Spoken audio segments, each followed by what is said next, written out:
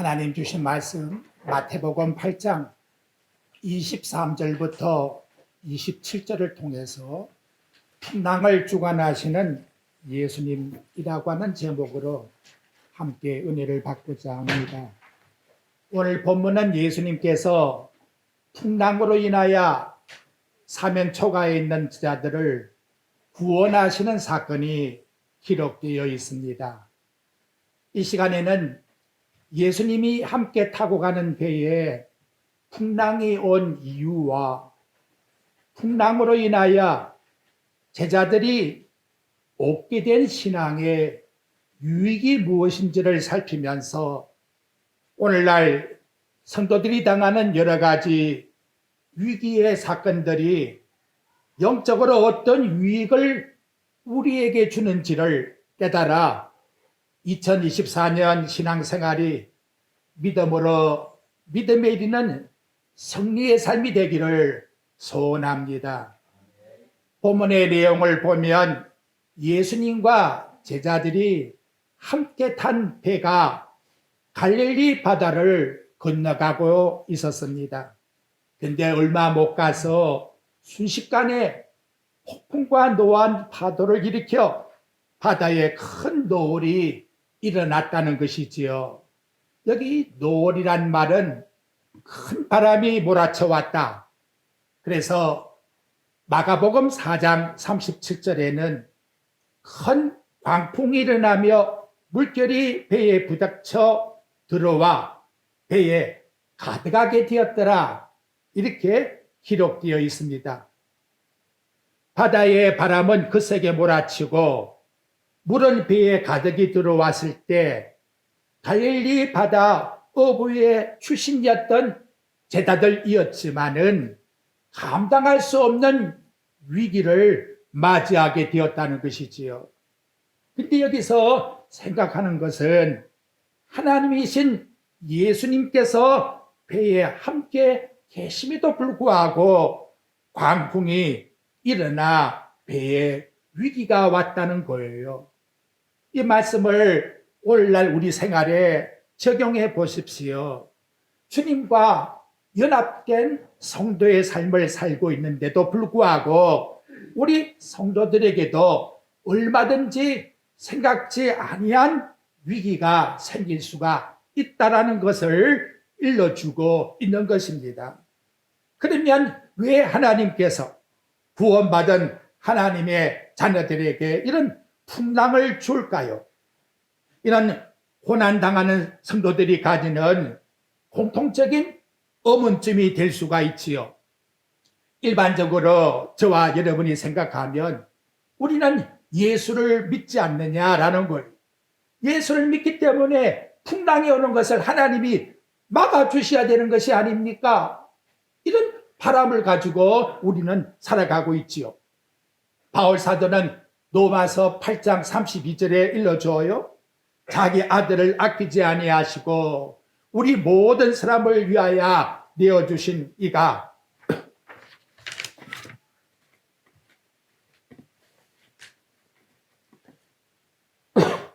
그 아들과 함께 모든 걸 우리에게 주시지 아니하시겠느냐. 그렇다면 하나님께서 풍랑을 맞아 죽음의 위기에 있는 제자들이나 또는 저와 여러분들을 위해서 사랑하는 독생자까지 아끼지 않고 내어주신 분이라는 걸 우리에게 일러주지 않습니까? 이처럼 하나님이 당신의 자녀들을 사랑하신다 할 것 같으면 당신의 자녀들이 풍랑을 만났을 때에 분명히 그것은 하나님의 의도적 목적이 있다는 것을 우리에게 깨우쳐주고 있다는 거예요. 그래서 오늘 본문 말씀의 내용에 하나님이 의도하시는 목적이 뭐냐? 그걸 26절에서 우리에게 일러줍니다. 예수께서 이르시되 어찌하여 무수하느냐? 믿음이 작은 자들아 하시고 곧 일어나사 바람과 바다를 부짖으시니 아주 잔잔하게 되거늘.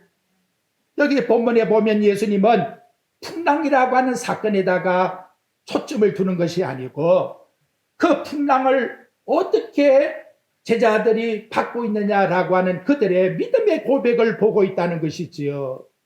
풍랑을 만난 자들은 바로 예수님이 택하신 제자들이고, 그리고 하나님을 아버지라 부르는 저와 여러분과 동일한 성도들이라는 것이지요. 그렇다면 하나님이 풍랑을 만났을 때에 당신의 사랑하는 제자들이나 우리 성도들에게 요구하심이 무엇인가라는 거예요. 풍랑을 만난 하나님의 자들이 위기촉발의 상황 속에서 내가 어떠한 신앙의 태도를 가지는가 라고 하는 그것을 시험 쳐보고 있다 하는 걸 우리에게 일러주고 있는 것입니다. 저와 여러분들에게도 제자들이 당한 풍랑같이 언제든지 우리에게 여러 가지 풍랑을 맞이할 수가 있습니다. 문제는 풍랑을 받게 되면 항상 우리는 도와주세요, 그리고 왜 내게 이런 시련이 옵니까? 이유와 촉구를 가지고 하나님 앞에 뭔가 따지려고 하는 그런 마음을 가지고 있는데, 하나님의 의도는 그런 관점으로 우리에게 주는 것이 아니라, 너 이런 시련 앞에서 네가 정말 하나님을 아버지라 부르느냐? 자녀일 것 같으면 아버지 앞에 아버지가 왜 이 시련을 내게 줍니까? 라고 따질 것이 아니고, 우리 아버지가 나를 사랑하는데 왜 내게 이런 시련을 줄까? 내게 주는 목적이 뭐지? 또한 이 시련을 통한 유익이 뭐지? 이걸 우리 자신들이 생각해 보라는 거지요. 이 문제에 대해서는 너무나 우리가 등한히 여기고 있다는 거예요. 오늘 우리 교동문에 보았지요. 마태복음 6장에 보니까 예수님이 자꾸 하신 말씀이 나의 아버지라 하지 않고 너희 아버지께서 그걸 계속해서 강조해 주고 있습니다. 정말 내가 살아계신 하나님을 아버지라고 부른다 같으면 세상의 이방 사람들은 하나님을 아버지로 모르니까 어려움과 고난을 당하게 되면 불만도 나오고 원망도 나오고 어떤 때는 저주의 소리도 쏟아내지만, 그러나 풍랑을 만난 제자들이나 저와 여러분이 하나님을 아버지라 부른다 할 것 같으면 아버지 앞에서 그렇게 하면 되겠나 이 말이지요. 저와 여러분은 다시금 이 풍랑 앞에서 어떠한 태도를 가져야 될 것인가, 그걸 현실적으로 우리 삶 속에서 적용을 하셔야 합니다. 구약의 신앙의 인물이었던 욥을 보십시오. 욥기 1장 22절에 보면 가산이 사라지고 10 자식이 그냥 죽어버리는 엄청난 재난을 당합니다. 그게 성경은 뭐라고 하느냐? 이 모든 일에 욥이 범죄하지 않고 하나님을 향하여 원망하지 아니하니라, 이렇게 기록되어 있습니다. 이는 욥이 하늘의 하나님을 아버지로 유일하신 참신으로 섬겼기 때문에 이런 재난과 고통과 어려움이 사랑하는 아버지가 내게 뭔가 목적이 있어서 주실 것이다 라고 하는 것을 자기 자신이 알고 있었기 때문에 원망이나 시비하지 않았다라고 말씀하고 있는 겁니다. 다윗도 역시 이런 고난을 당했어요. 그런데 뭐라고 대답하느냐?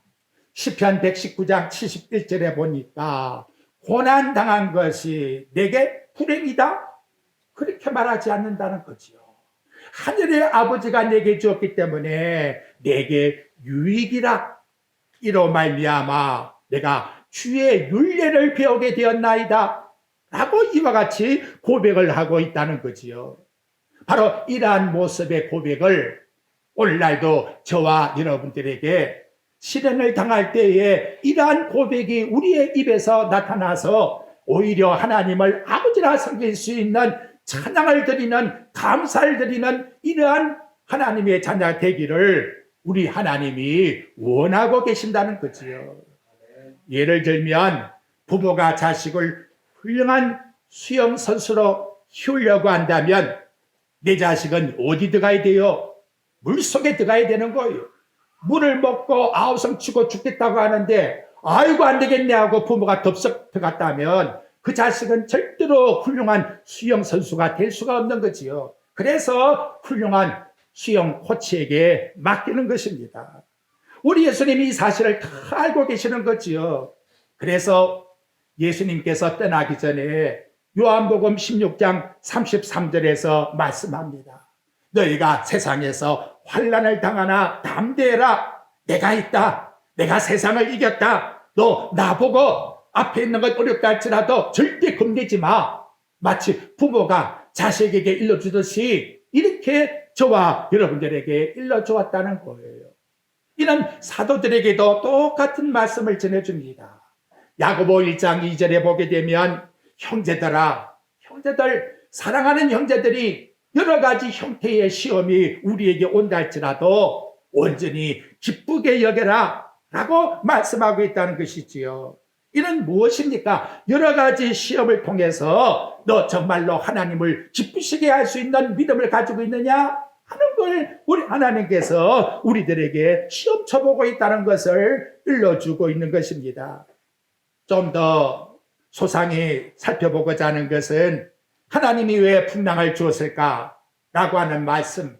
그래서 첫째로 우리 성도들의 신앙의 연단을 위해서, 성숙을 위해서 주신 말씀이다 하는 걸 우리에게 있어서 하나님 말씀으로 받으셔야 되겠습니다. 여러분이 마태복음에 나오는 구조를 한번 보십시오. 산상수훈이라지요. 산에 올라가서 설교한 말씀이 마태복음 5장부터 7장에서 이론적으로 쭉 설명을 했어요. 하나님의 자녀들은 이렇게 살아간단다. 이렇게 예수님께서 무려 석장에 거쳐서 말씀을 했다는 거지요. 여러분, 훌륭한 코치가 선수를 훌륭한 선수로 만들려면 무엇부터 할까요? 막무가내로 시키는 건 아니에요. 야, 수영을 하려면 이렇게 하는 것이 원리야. 차근차근 설명을 해줄 거 아니에요. 너 충분히 이해했니? 이해했다면 이제 한번 실행해보자. 우리 한번 연습해보자. 좀 이런 내용이지요. 하나님이 당신의 자녀들에게 충분히 설명을 해 주었으니까 이제 우리는 그 말씀을 너희들이 기억하면서 실습을 한번 해보자. 이런 의미에서 말씀을 던진 것이고 또 훈련을 시켜요.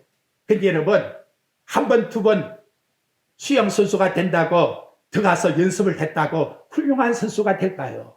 아니지요. 계속한 연습과 훈련이 거기에 필요하다는 거예요. 영적 시련의 연단이 합격되어야 구원을 받는다는 그런 의미가 아니에요. 구원받은 하나님의 자녀는 누구든지 이 세상 살아가는데 신앙의 시련이 있다는 거예요. 그래서 로마서 8장 29절에 보면 하나님이 미리 아신 자들을 그 아들의 형상을 본받게 하기 위하여서 우리들에게 연단이 있다라고 말씀하고 있는 것입니다. 성경 말씀에 나타나는 인물들을 한번 보십시오. 구약의 믿음의 조상 아브라함으로 시작해서 이삭, 또 요셉, 또 야곱, 모든 믿음의 조상들이 다 고난을 당하지 않았습니까? 심지어 하나님이 이 세상에 오셔서 육체를 가졌을 때에도 히브리서 5장 8절과 9절에 보니까 그가 하나님이시라도 받으신 고난으로 순종을 배워서 온전하게 되었다. 이렇게 우리에게 일러주고 있다면 우리 성도들이 이 세상 살아갈 때 당하는 고난은 필수 과목이라는 것이죠. 그래서 하나님의 은혜는 빌립보 1장 29절에 보게 되면 믿는 것과 고난도 함께 주십니다 라고 우리에게 일러주고 있는 거예요. 이 시간 이것만큼은 너에게 안 당했으면 좋겠다. 그 자체가 어불성설이에요.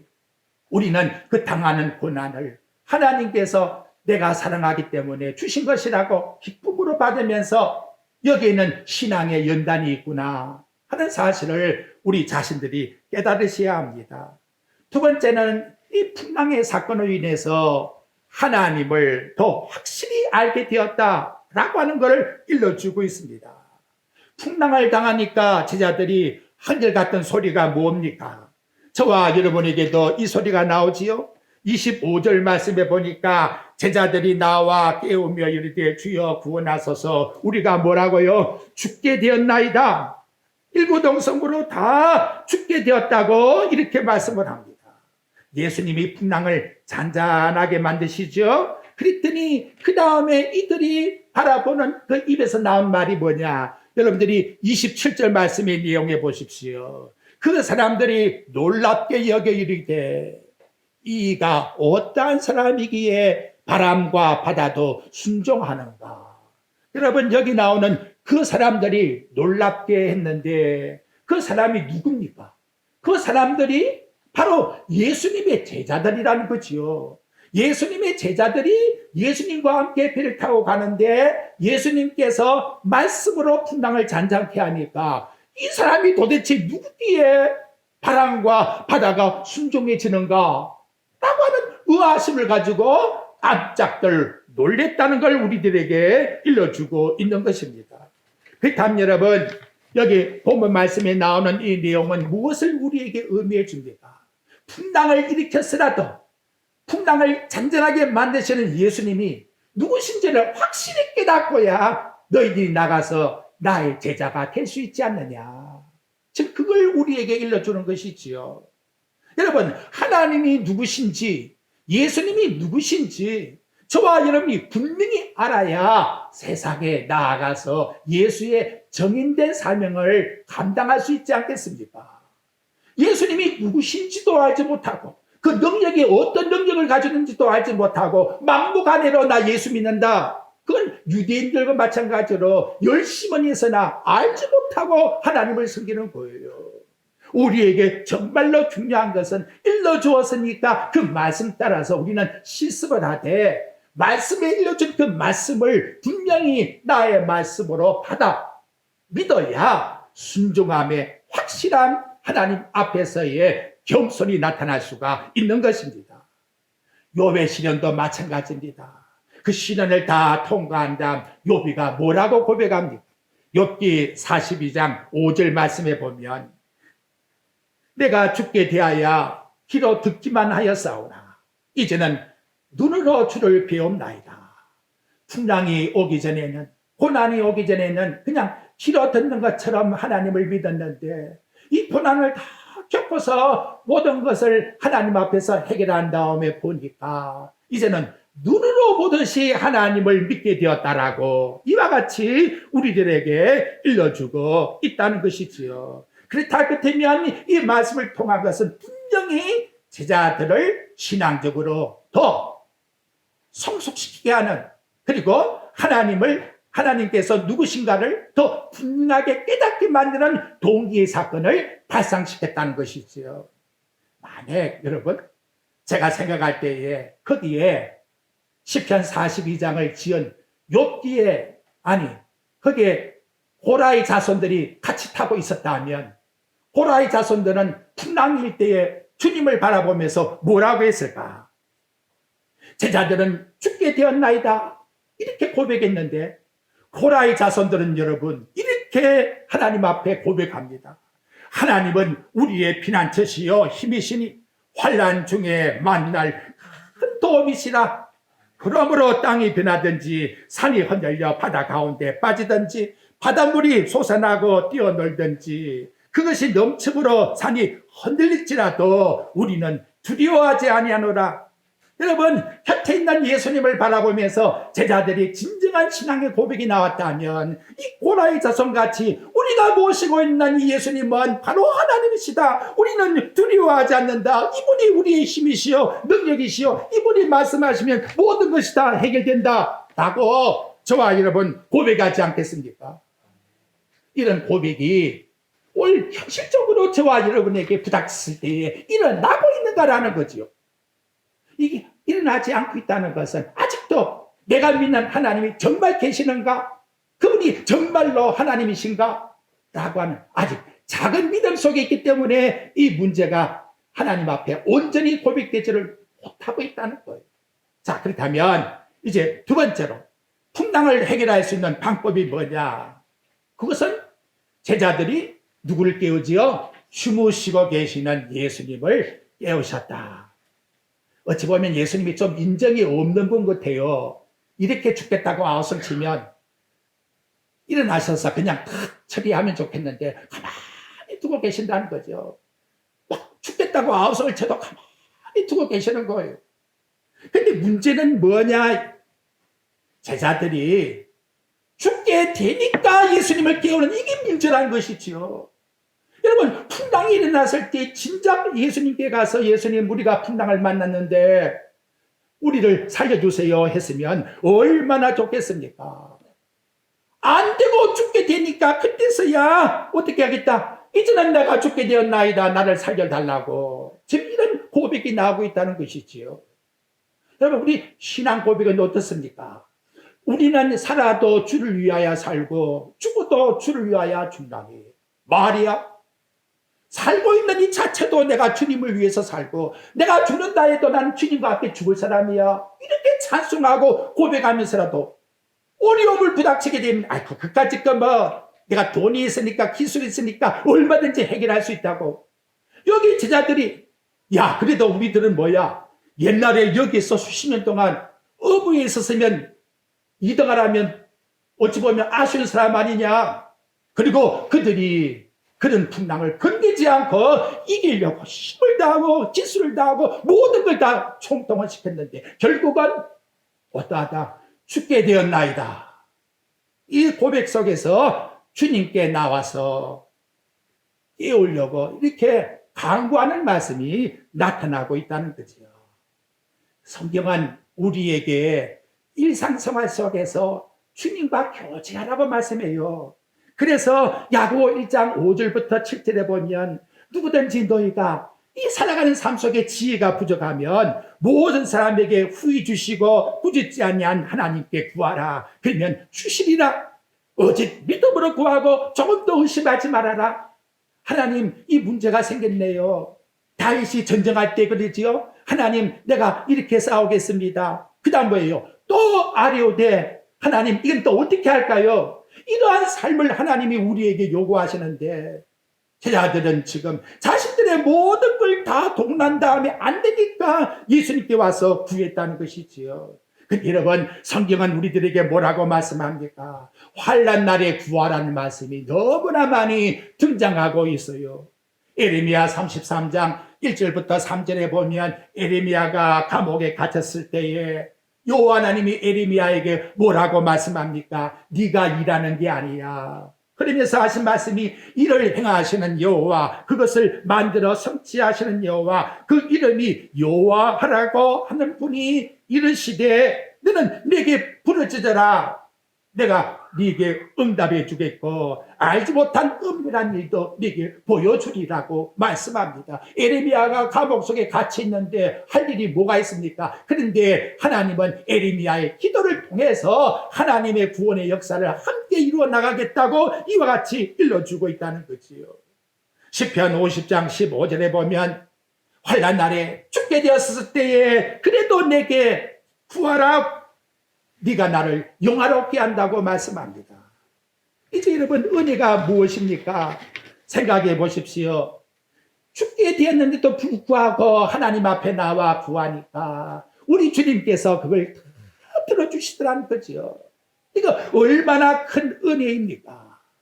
오늘 저와 여러분들에게도 이걸 우리들에게 요구하고 계시는 거예요. 내가 죽겠나이다. 내가 믿음이 작아서 그랬는데 주님이여 나를 도와주시옵소서. 내가 이 삶을 살아가는 데에 헤쳐나갈 수 있는 지혜를 주시옵소서. 또 문제가 풀어지면 그 다음 내가 어떻게 할까요? 이런 교제의 삶 속에서 아버지와 자식 간의 사귐이 이루어지는 것, 그걸 우리 하나님께서 요구하고 계신다는 거예요. 예수님이 죽게 되었나이다 라고 하는 제자들을 바라볼 때에 예수님이 하신 말씀이 무엇이요? 26절에 오늘 본문에 나타나고 있는 그 하나님께서 요구하는 뜻이 있습니다. 예수께서 이르시되 어찌하여 무수하느냐? 어찌하여 너희들 도대체 나를 누군 줄 아느냐? 그 말이죠. 천지를 창조하신 하나님, 말씀만 한마디 하면 풍랑이 잔잔해질 것인데 그걸 네가 믿지 못하느냐? 그러면서 일러준 말씀이 뭐예요? 믿음이 없는 자야 그러지 않고 믿음이 작은 자야. 여기 믿음이 작다고 하는 올리고 피스토스라고 하는 이 단어는 크기의 분량에 크고 작다 그런 의미가 아니에요. 하나님과의 관계성에서 너무나 네가 미약하구나. 내가 너를 하늘의 하나님을 아버지라고 일러주지 않았느냐? 마태복음 6장을 너가 한번 생각해봐. 그렇다면 아버지 하나님 앞에 당연히 자식이 구하는 것은 당연지석인데 왜 아버지 앞에 진작 네가 찾지를 못하느냐? 라고 일러주고 있는 것이지요. 얼마나 예수님이 친밀하게 말씀을 했든지 이 사건 일어나기 전에 마태복음 7장 9절부터 11절에 실질적인 비유를 들어가면서 일러주고 있습니다. 너희 중에 누가 떡을 달라고 하면 돌을 주며 생선을 달라고 하면 뱀을 줄 사람이 있느냐 그 말이지. 야, 세상에 악한 부모라도 자식한테는 좋은 걸 줄 알거든. 하물며 하신 말씀이 하늘에 계신 나의 아버지라 하지 않고 너희 아버지께서 구하는 자에게 좋은 걸 주지 않겠느냐. 이렇게 친밀하게 일러준 하나님의 말씀을 지금 풍랑 속에서 제자들이 전혀 생각을 못했다는 걸 우리에게 일러주고 있는 것이지요. 그렇다면 우리의 삶 속에서는 항상 이 친밀한 기도의 관계성이 끊어지지 않고 이어져 나가는 이것을 우리 하나님께서 요구하고 계신다는 것입니다. 문제는 뭘까요?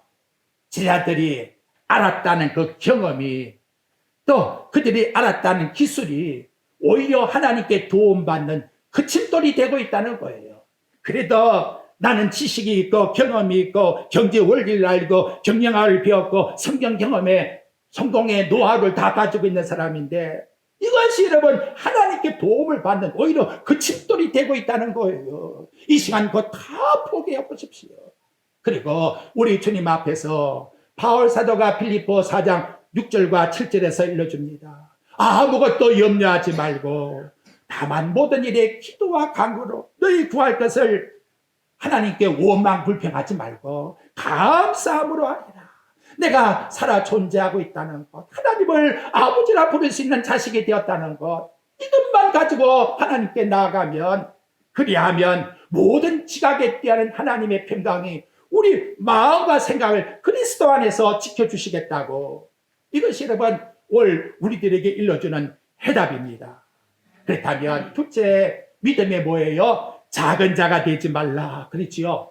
여러분 믿음과 두려움은 반비례하는 거예요. 믿음이 쑥 올라가게 되면 뭐예요? 두려움은 싹 사라지는 겁니다. 이 시간도 네게 어떤 마음속에 두려움이 있다지 마음에 가지고 있다면 그것은 믿음에 대한 문제예요. 하나님을 아직도 완전히 믿지 못하기 때문에 그렇다는 것이지요.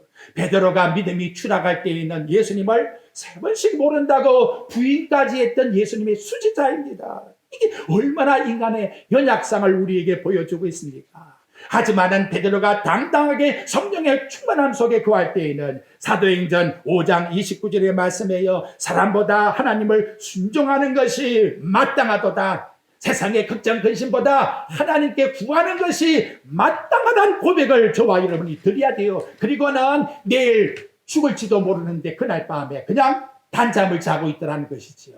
얼마나 여러분 하나님 아버지를 믿으면서 배짱이 좋습니까? 믿음의 배짱을 가져야 되는 거예요. 하나님을 믿는 그 믿음 속에서 하나님이 다 이루어 주실 것을 굳게 믿는다는 거지. 여러분 그렇다면 한번 생각해 보십시오. 내가 한 달로 됐다 해서 그것이 진정한 행복이 될 수 있을까요?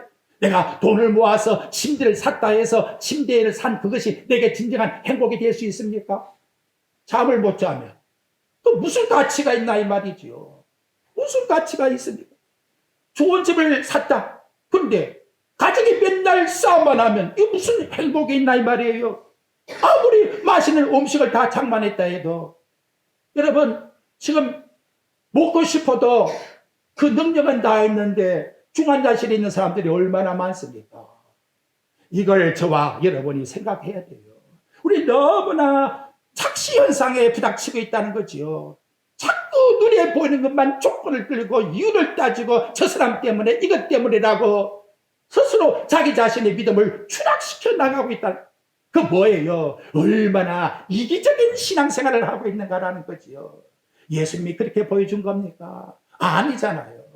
하나님께서 우리에게 요구하시는 것은 눈길을 주님께만 바라보아라. 하나님께만 바라보아다 나머지는 내가 다 책임져 주마. 그래서 결론적으로 고린도전서 10장 13절에서 바울 사도께서 고린도 교인들에게 일러줍니다. 사람이 감당할 시험 밖에는 너희가 당한 것이 없나니 오직 하나님은 미쁘사 절대 거짓말하지 않는다. 너희가 감당치 못할 시험 당함을 허락지 아니하신다. 하나님은 그것도 감당할 수 있기 때문에 우리에게 준 것이지, 감당하지 못하면 허락지 않는 것이 바로 하나님의 법칙이라. 또 시험 당할 즈음에 피할 길을 주어서 너희로 능히 감당케 하시느니라. 여러분 믿으십니까? 우리의 마음속에 진정 살아계신 아버지 하나님이 우리의 일구수일투족을 그분이 머리털 하나라도 허락지 아니하면 떨지 않는다고 하는 참된 믿음, 신실한 믿음.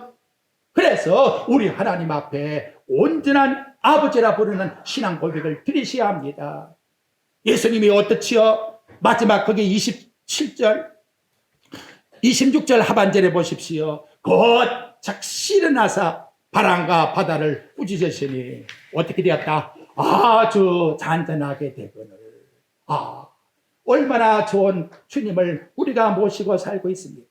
인생의 모든 풍랑, 주님이 말씀 한마디 하시면 끝나는 거예요. 그분이 창조주 하나님이시여 우리의 사건을 섭리하시는 분이시여 우리에게 영생을 주신 분이십니다. 2024년도 우리 인생길을 지켜주시며 필요한 것을 공급하시며 간섭하시며 인도하시는 구원의 하나님을 굳게 믿고 믿음에서 믿음으로 나아가 승리하는 저와 여러분의 삶이 되시기를 주님의 이름으로 축복드립니다.